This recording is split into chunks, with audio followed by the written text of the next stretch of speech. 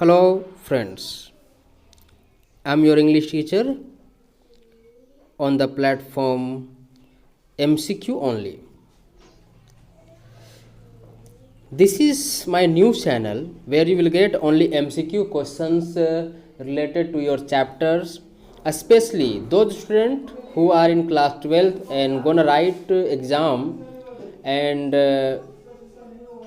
they have English elective. Then your every chapters MCQ will be uploaded on the channel. So stay tuned and subscribe this channel and press the bell icon to get video notification.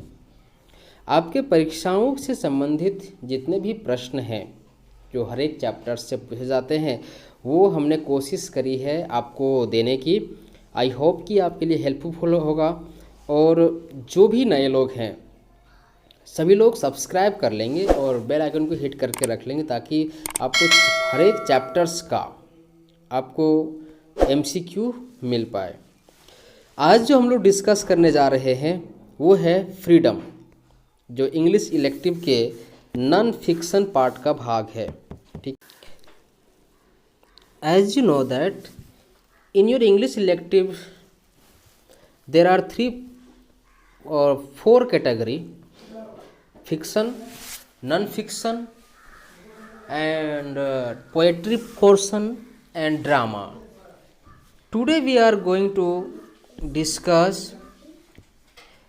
freedom written by Dr. G.B. Shaw. Video पूरा देखेंगे क्योंकि हम लोग explanation करेंगे और वो explanation आपको help करेगा आपको इसके रिटन एग्ज़ाम में। इसलिए वीडियो स्किप नहीं करेंगे और पूरा देखेंगे क्योंकि बीच में जो बातें होंगी क्वेश्चन से संबंधित वो सारे हम लोग डिस्कस करेंगे। Then let's start the video. First question is who is the writer of chapter freedom. Freedom के राइटर कौन हैं? तो यहाँ पे आप ध्यान देंगे इसके जो राइटर हैं वो हैं doctor G.B. Shaw. Doctor G.B. Shaw. अब इनके बारे में थोड़ा और जान लेते हैं। ये एक फेमस राइटर हैं, प्ले राइट हैं, पोएट्री लिखने का इनको बहुत शौक है। साथ ही साथ ये एक सटायर हैं। What is the Hindi of satire? कटाक्ष, कटता। चैप्टर फ्रीडम में भी एक इन्होंने फ्रीडम के ऊपर कटाक्ष किया है। ठीक है, और इस चैप्टर में इन्होंने फ्रीडम किस प्रकार से, आज़ादी जो शब्द हम लोग सुनते हैं वो किस प्रकार से झूठा दिलासा है, इसके ऊपर बात करा है। कुछ और जानकारी हम लोग इसमें देख लेते हैं। एक्चुअली ये एक रेडियो ब्रॉडकास्ट था। ठीक है, ये एक रेडियो ब्रॉडकास्ट था जिसका प्रसारण हुआ था और बाद में उसी के आधार पर इस चैप्टर को आपके लिए लाया गया है। Clear? Next question, Which one of the following is the kinds of slavery? Which one of the following is the kinds of slavery? निम्न में से कौन स्लेवरी का प्रकार है? Number 1 option is natural slavery, number 2 man made, both B, A and B, and number D is none of these. तो इस chapter, अगर आप चैप्टर को पढ़े हुए हैं तो आपको पता है कि हम लोग कभी भी फ्री नहीं है। We are always in slavery and in this chapter there are 2 types of slavery. These are natural slavery and manmade slavery. ठीक है, तो ये दोनों स्लेवरी हैं and that's why your correct option is C, A and B both. Clear? Next, which one of the following is the kinds of natural slavery? Which one of the following is kinds of natural slavery? अब यहाँ पे बात करना होगा कि natural slavery कौन कौन होता है। वैसे स्लेवरी या वैसे वर्क जिसे हम छोड़ करके अपने जीवन की कल्पना नहीं कर सकते हैं।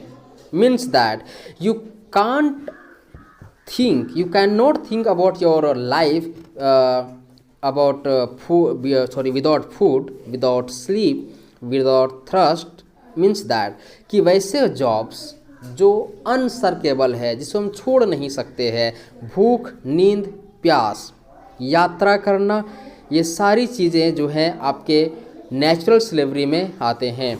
Means that your correct option will be all of these, because hunger is natural slavery, sleep is natural slavery, thirst माने कि प्यास भी एक प्राकृतिक स्लेवरी है। हम इन्हें छोड़ करके जीवन की कल्पना नहीं कर सकते हैं। बिकॉज यू नो दैट आप भूख के साथ मीन्स खाना के बिना मैक्सिमम 20 से 22 दिन तक ही जिंदा रह सकते हैं। नींद के बिना आप मर जाएंगे, प्यास के बिना मैक्सिमम 1 सप्ताह आप जिंदा रह सकते हैं। मीन्स ये नेचुरल स्लेवरी के कैटेगरीज में आते हैं। All clear? Okay, next. Which one of the following is the kinds of natural slavery? Which one of the following is the kinds of natural slavery? ये सेम क्वेश्चन है but realise the options are different. Read, write, hunger, all of this. तो अभी हमने discuss करा, और अगर आपने हमारी बातों को ध्यान से सुना हुआ है तो आप बेझिझक आंसर मार सकते हैं सी को, क्योंकि ये नेचुरल स्लेवरी है। बाकी रीड, राइट जो है वो नेचुरल स्लेवरी के कैटेगरी में नहीं आता है। Number 5, which one of the following is the kinds of unnatural slavery? Now the second kinds of slavery और second types of slavery is man made slavery और अननेचुरल स्लेवरी। जो दूसरे प्रकार का स्लेवरी है वो नेचुरल स्लेवरी नहीं बल्कि अननेचुरल स्लेवरी है, या फिर हम कह सकते हैं मैन मेड स्लेवरी। तो voting, doing job, hunger, both A and B. यहाँ पे ध्यान देके आप ऑप्शंस को करेंगे। आप देख सकते हैं कि हमने वोटिंग दिया हुआ है। अच्छा, अननेचुरल स्लेवरी हम लोग छोड़ सकते हैं, वोटिंग छोड़ सकते हैं, जॉब करना छोड़ सकते हैं, बट रिमेंबर गाइस, हम लोग हंगर को नहीं छोड़ सकते हैं। मीन्स दैट कि यहाँ पे हंगर नेचुरल स्लेवरी है, और ऑप्शन में जो चीज़ें आपको दी हुई हैं उसमें से है voting, doing job and number D जो आपको दिया हुआ है both A and B. Means your correct option is D. Correct? I hope कि आपको क्लियर हो रहा होगा। स्टिल अगर आपको कोई डाउट लगता है तो आप कमेंट बॉक्स में हमें बता सकते हैं। हम लोग नेक्स्ट वीडियो में डेफिनेटली उस पर डिस्कस करेंगे। What is the age of voting according to the Indian constitution? अब यहाँ पे इस सवाल के ऊपर में आपको फोकस करना है कि what is the age of voting. Vote देने का वास्तविक एज जो भारतीय संविधान के द्वारा आपको प्राप्त हुआ है वो क्या है।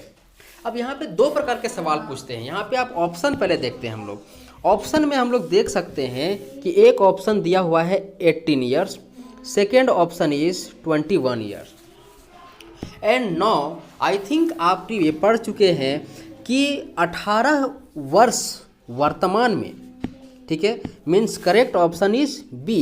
बट यहाँ पे एक और सवाल बनता है जो आई होप आगे हमने लिखा हुआ है कि व्हाट वाज द, मीन्स जहाँ पे आप इज देख रहे हो ये इज, यहाँ पे आपको दिख जाएगा वाज, और जब था का बात होगा तो यहाँ पे आप ध्यान देंगे कि 18 वर्ष होने से पहले 21 साल था वोटिंग का। तो अगर क्वेश्चन में वाज दिखे तो आंसर 21 ईयर्स, और ऑप्शन में अगर इज दिखता है तो आंसर 18 ईयर्स।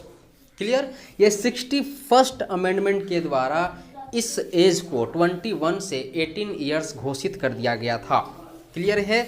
आई थिंक ये 61st अमेंडमेंट ही था, और अगर 61st अमेंडमेंट नहीं है तो 62nd होना चाहिए। आप हमें कमेंट बॉक्स में इसको कंफर्म करेंगे। 7 number question, according to GB Shaw which one of the following are contradictory to each other? GB Shaw के अनुसार निम्न में से कौन एक दूसरे के विरोधी हैं?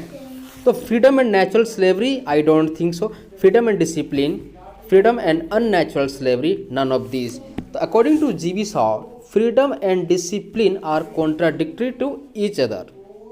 ठीक है, अब सवाल कभी कभार पूछता है कि ये किसके द्वारा कहा गया है, तो याद रखेंगे अकॉर्डिंग टू जे कृष्णा मूर्ति के द्वारा ये बोला गया है कि डिसिप्लिन, ठीक है, फ्रीडम और डिसिप्लिन जो है कॉन्ट्राडिक्टरी है, ठीक है, और इसका जय कृष्णा मूर्ति सपोर्ट किए हैं, ये जीवी साव के द्वारा ये बात कहा गया है। But still you can think और you know that yes without discipline you can not afford true freedom. बिना अनुशासन के आप वास्तविक आज़ादी की बात ही नहीं कर सकते। ये हम लोग आगे भी डिस्कस करेंगे। Number 8 question is what are the natural jobs refer to that can not be shocked. वे कौन से नेचुरल जॉब हैं जिसे हम छोड़ नहीं सकते हैं। हमने आपको बताया था कि नेचुरल जॉब अनसर्केबल होते हैं, जिसे हम छोड़ नहीं सकते हैं। Then here you have some options like sleeping, drinking, painting. Okay, तो क्या नेचुरल जॉब्स का अगर हम यहाँ बात करें, refer to that can not be shocked, ठीक है, तो यहाँ पे ऑप्शंस में आई थिंक एरर है। आपके पास ऑप्शन जो है वो होना चाहिए था, इसको आप देख लेंगे। ये ऑप्शन जो यहाँ पे दिया हुआ है वो आप करेंगे इसको both A and B, both A and B, clear है। और फिर यही ऑप्शन आपका सही होगा बोथ, क्योंकि स्लीपिंग को भी हम लोग नहीं छोड़ सकते हैं और ड्रिंकिंग को भी नहीं छोड़ सकते हैं। Number 9 what is natural slavery.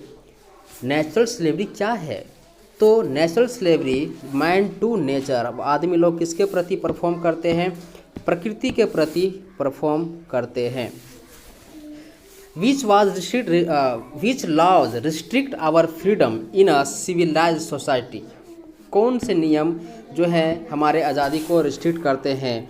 तो सही ऑप्शन होगा, ठीक है, ऑल ऑफ देम, ठीक है। यहाँ पे फ्रीडम है, ये भी एक एरर है, आप इसको सुधारेंगे, ठीक है। यहाँ पे होना चाहिए था ऑल ऑफ दिस, यहाँ ऑल ऑफ, यहाँ फ्रीडम होगा और यहाँ पे दिस होगा।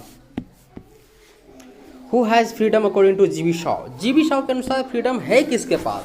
तो इसका सवाल सिंपल सा आंसर सिंपल सा है कि जीवी शाव के अनुसार कोई भी पर्सन फ्री है ही नहीं। मीन्स दैट कि किसी और के पास फ्रीडम होने का सवाल ही नहीं है। Means that none of these options are true, because slaves का बात करें, जो नौकर है उनके पास तो ऑलरेडी फ्रीडम नहीं है। पॉलिटिशियन ऑलरेडी गुलाम है, मना राजा महाराजा और ज़्यादा गुलाम है। तो सही ऑप्शन डी होगा। Which job can not be sucked by us. कौन से कार्य हमारे द्वारा छोड़े नहीं जा सकते हैं। अब आई होप कि ये बात आपको ध्यान में आ गया होगा कि अरे नेचुरल जॉब जो होते हैं हम तो उसको छोड़ ही नहीं सकते हैं, तो ये नेचुरल एंड आपका आंसर सही होगा। From which lesson is the line put money in the purse taken. ये किस लाइन चैप्टर से लिया गया है? तो यहाँ पे एक एक्स्ट्रा क्वेश्चन आ गया है, आप इसको ध्यान रखेंगे। ये क्वेश्चन जो है वो लिया गया है आई सेल माई ड्रीम से। हम जब दोबारा डिस्कस करेंगे तो ये एक्चुअली हम लोग डिस्कस कर रहे हैं जीवी शॉ को, बट ये क्वेश्चन आ गया है उसी का। तो इसमें अगर आप क्वेश्चन आपको दिखता भी है तो ये सही आंसर होगा I sell my dreams. Next question, freedom is. तो फ्रीडम इज क्या है? ये एसे है, स्टोरी है, बोथ है, नन ऑफ दिस। तो ये फ्रीडम एक्चुअली एक एसे है, ठीक है, ये एसे में लिखते हैं।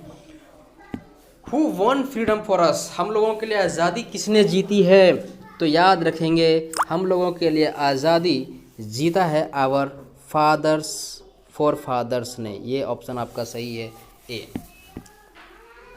Who are fooled in the name of freedom. आज़ादी के नाम पर कौन ठगे गए हैं? Upper class, lower class, both A and B, और नाइदर ए नॉर बी। तो आज़ादी के नाम पर, ठीक है, सभी लोग ठगे गए हैं, तो both A and B. According to जीवी Shaw freedom in democracy is a. ये शानदार सवाल है। जीवी शॉ के अनुसार फ्रीडम लोकतंत्र में क्या है? तो ये एक झूठा दिलासा है। मीन्स की सही ऑप्शन होगा सही ऑप्शन होगा false notion. Clear? Next one, is voting in democracy leads to true freedom according to जीवी शॉ। इसका ऑप्शन हमने नहीं दिया है। अब पूरे चैप्टर्स के समराइजेशन से आप समझ पा रहे होंगे कि आपको वोटिंग का अधिकार है। You have right of in democracy two of voting, but still you are going to choose a father figure who will leads in future or who will rule only on you in future। Clear? जो बाद में आपके ऊपर या हमारे ऊपर ही शासन करता है, तो ये सही नहीं है, मतलब कि वोटिंग सही फ्रीडम नहीं है हमारे डेमोक्रेसी में, तो इसका आंसर हो जाएगा no. Next question is to choose a father figure of our society is which types of slavery. तो हम अपने सोसाइटी का एक नेता चुनते हैं और ये एक स्लेवरी है, तो ये है मैन मेड स्लेवरी। ठीक है। And last question is which slavery is always profitable. हमने आपको बताया था कि नेचुरल स्लेवरी हमारे लिए प्रॉफिटेबल हमेशा सिद्ध हुए हैं और अननेचुरल स्लेवरी हमारे लिए हार्मफुल भी सिद्ध हुए हैं। Means that in this situation your answer is natural slavery. तो ये थे कुछ क्वेश्चन जिसको हमने आपके साथ डिस्कस करा है। नेक्स्ट में हम लोग आर्गुमेंटेटिव इंडियन नाम के चैप्टर्स का क्वेश्चन आंसर करेंगे और इसके बाद धीरे धीरे सारे चैप्टर्स का हम लोग डिस्कस कर लेंगे आपके एग्ज़ाम तक, क्योंकि जैक बोर्ड ने ये घोषित कर दिया है कि मार्च में आपका एग्ज़ाम कंफर्म है और मैंने कोशिश की है और हमने ठाना है कि मार्च तक आपको सारे चैप्टर्स का MCQ हम उपलब्ध करवा दें। अगर आप इस चैप्टर का डील देखना चाहते हैं तो आप हमारे दूसरे चैनल ज्ञान क्लासेस पे जा कर के इसको देख सकते हैं, हमने वहाँ पे इसको एक्सप्लेन करा हुआ है। मिलते हैं नेक्स्ट वीडियो में नेक्स्ट MCQ वीडियो के साथ। तब तक आप इन सभी क्वेश्चंस को रेडी करके रखेंगे, आपके एग्ज़ाम में होपफुली कि हेल्पफुल सिद्ध होंगे, डेफिनेटली सिद्ध होंगे। Thank you.